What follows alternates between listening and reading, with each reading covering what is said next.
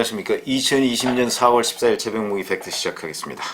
자, 오늘은 4월 14일 오후입니다. 이제 진짜 몇 시간 뒤면 그러면 투표가 시작이 됩니다.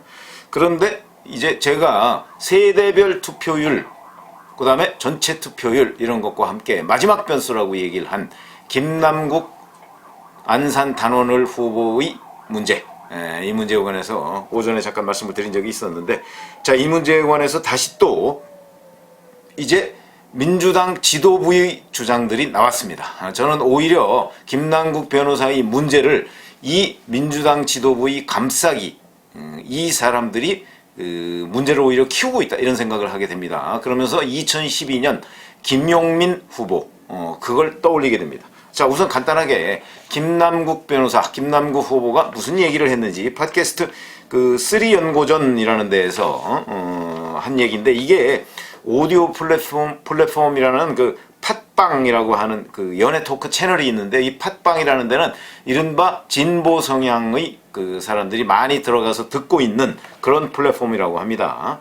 여기에 보면 연애 고수 대 연애 고자, 새 연애 고자들이 펼치는 막무가내 연애 토크, 이런 식으로 제목이 달려 있습니다. 그러면 아시다시피 여기부터 벌써 고자라는 단어가 등장하고, 연애 이런 거 우리가 흔히 얘기할 수 있지만, 이런 부분부터 해가지고 정말 방송 부적합, 방송을 한다고 하면 거의 19금 방송 정도 되는 그런 내용이었다라고 말씀을 드리고요. 그러면서 거기에 보면 이렇게 되어 있습니다. 설명에 본 방송은 색드립이라는 게 이제 어떤 성적인 농담 이런 걸 얘기하는 그런 단어인데, 색드립과 욕설이 난무하는 코미디 연애 상담 방송이 오니 프로 불편러 여러분이나 또는 공자왈 맹자왈 찾으시는 분들은 청취를 삼가해 주십시오라고 적혀 있습니다.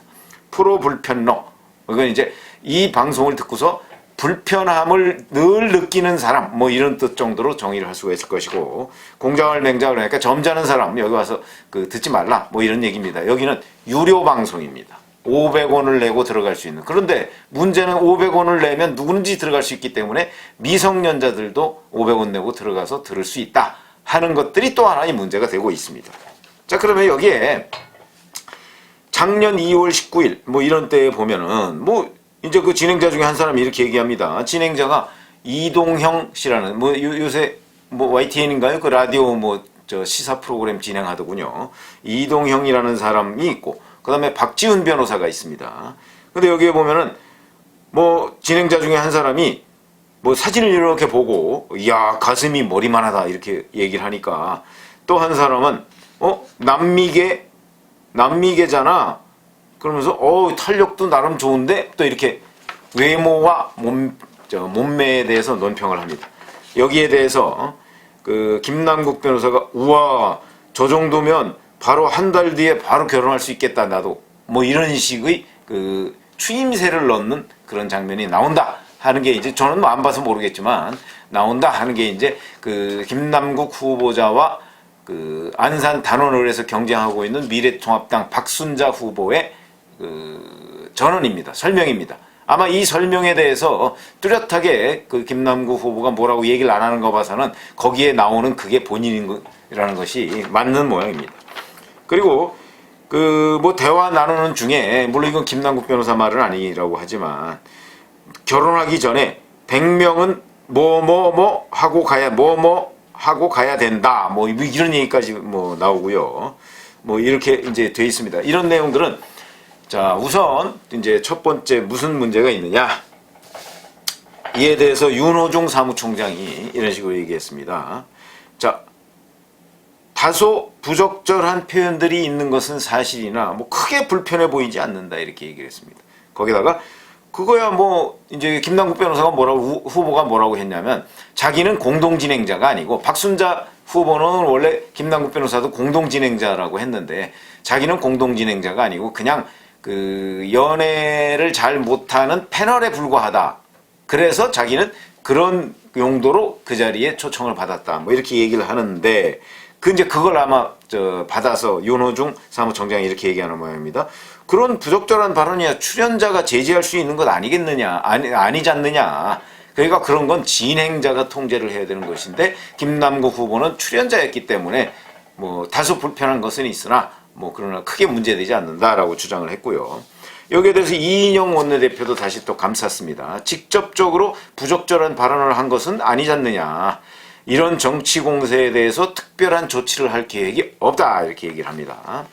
그 다음에 뿐만 아니고 바로 김남국 후보는요. 잘 아시지만 조국 수호 이런 걸 외쳤던 서초동 시위의 그 핵심 멤버 중에 하나고 조국 백서 추진위원 멤버들 중에 하나입니다. 그래서 사실은 조국 수호대라는 이제 이런 사람들이 하는 친문 게시판들이 많이 있는데 그 친문 게시판에서 김남국 후보는 꾹변이라고 불립니다. 왜 우리가 흔히 조국 전 법무부 장관과 그 이제 정경심 교수가 뭐 이렇게 주고받는 거 또는 그 친조국 그 무슨 게시판 같은 데서 조국 전 법무부 장관을 꾹이 이렇게 얘기합니다. 꾹. 이제 이게 조국이라는 뜻으로 아마 보이는데 꾹이 이렇게 얘기합니다. 그래서 자기네들 딴에는 또 꾹변 이렇게 하는 겁니다. 그러니까 조국 전 법무부 장관의 변호사다. 뭐 조국 변호사다. 아마 이런 의미로 꾹변이라고 하는 모양인데 뭐 꾹변 오히려 보기 좋다. 뭐 거기서 여러 가지 수줍어하는 모습이 참 귀엽기까지 하다. 뭐 온갖 찬사를 늘어놓고 있습니다. 자, 제가 왜 이 문제를 이렇게 얘기를 하냐면요. 2012년에 김용민 후보 뭐 이번 총선에서도 김용민이라는 변호사가 그 후보로 나오긴 했습니다만 그 김용민과 이 김용민은 다릅니다. 2012년에는 김용민의 막말 파문이 있었습니다. 이 막말 파문이 여러 가지 막말을 했죠. 뭐 무슨 뭐 별별 정말 입에 오르기도 하는 그런 뭐 무슨 뭐 성폭행을 연상하게 하는 그런 직접적인 용어도 쓰고요. 뭐 그렇게 했는데 자 문제는 그 사람이 그런 막말을 하고 그것이 문제가 됐을 때 그 사람을 단호하게 조치를 하거나 그 사람에 대해서 비판을 하거나 뭐 이렇게 했다면 2012년 총선이 그런 식으로 흘러가지는 않았을 텐데 당시에 한명숙 대표를 비롯해서 많은 그 당 지도부, 민주통합당 지도부가 오히려 김용민 후보를 감쌌습니다. 그리고 김용민 후보는 완주를 했죠. 완주를 했습니다. 저는 이런 것들이 오히려 더 문제다. 완주를 하는 바람에 김용민 후보 하나의 그 막말에 그친 것이 아니고 당 자체가 막말 프레임에 휩싸였다. 그러면 이번에 김남국 후보의 경우에도 제가 보건대 뭐 본인이 직접 얘기를 안 하고 남들이 얘기한 데 대해서 맞장구를 쳤다 할지라도 우와 저 정도면이라고 하는 것은 그 사진을 보고 사진에 그 어느 여성의 뭐 특정 부위를 보고서 감탄사를 지금 내뱉은 거 아니겠습니까? 그리고 이 연애 토크라는 이 코너 자체가 딱 그런 겁니다. 그런 거. 전부 다 그 여성의 외모, 그다음에 뭐 그 이런 여러 신체적 특징 이런 거를 비하하거나 폄하하거나 그걸 놀이객감으로 삼고 있는 그런 프로그램입니다. 우선 자 진중권 전 동양대 교수도 그런 얘기 했더군요. 그런 프로그램에 나갔다는 것 자체가 잘못이다. 그렇죠? 저도 그렇게 생각합니다. 그러면 자 이런 문제가 드러나면 제가 보건대는 적절하게 뭐 작년 2월달 2월달에 있었던 얘기니까 그 시점에 제가 그때는 후보도 아니었고 이런 이만저만한 일로 불편을 드렸으면 죄송합니다. 그러고 사과하고 아마 넘어갔으면 조금 덜 했을 텐데 뭘 잘못했어? 라고 나오고 당 지도부가 이런 식으로 감싸는 것은 바로 2012년 김용민 후보의 경우를 연상하게 한다.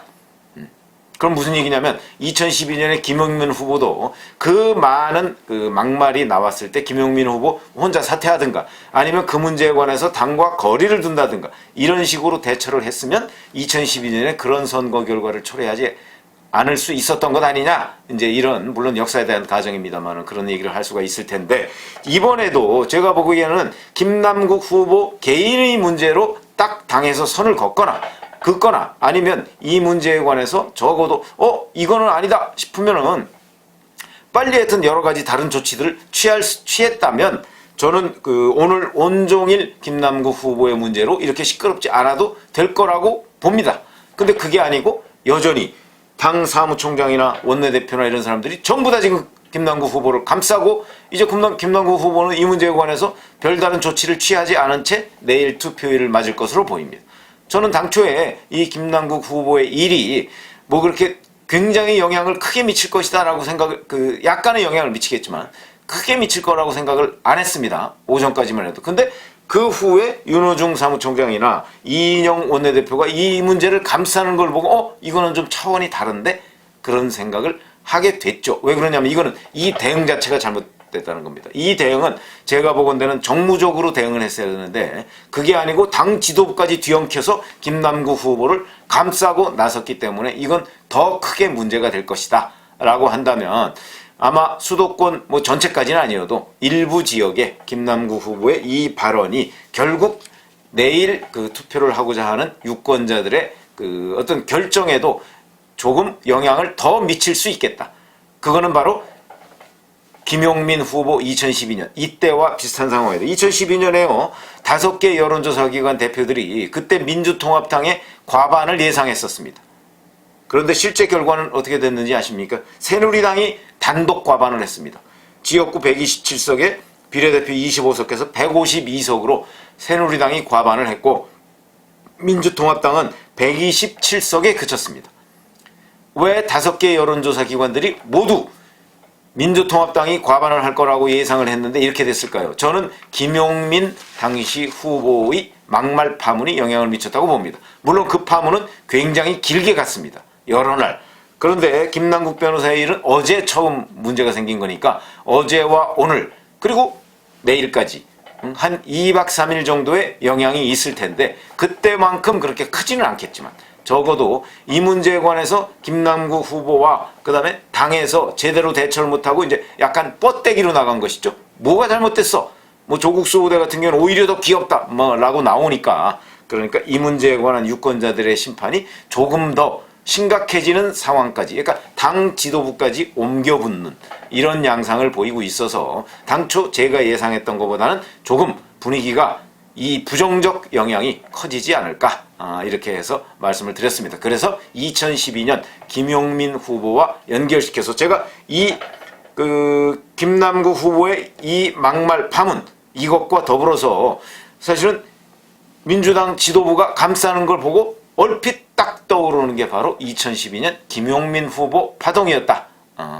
물론 그때만큼 심각한 상황은 그러니까 그때만큼 심각하게 수도권 전체에 영향을 미치진 않겠지만 이것도 지도부가 감싸는 바람에 당초 예상보다 더 조금 더 부정적인 영향을 많이 미칠 것으로 보인다. 이렇게 예상을 했습니다. 감사합니다.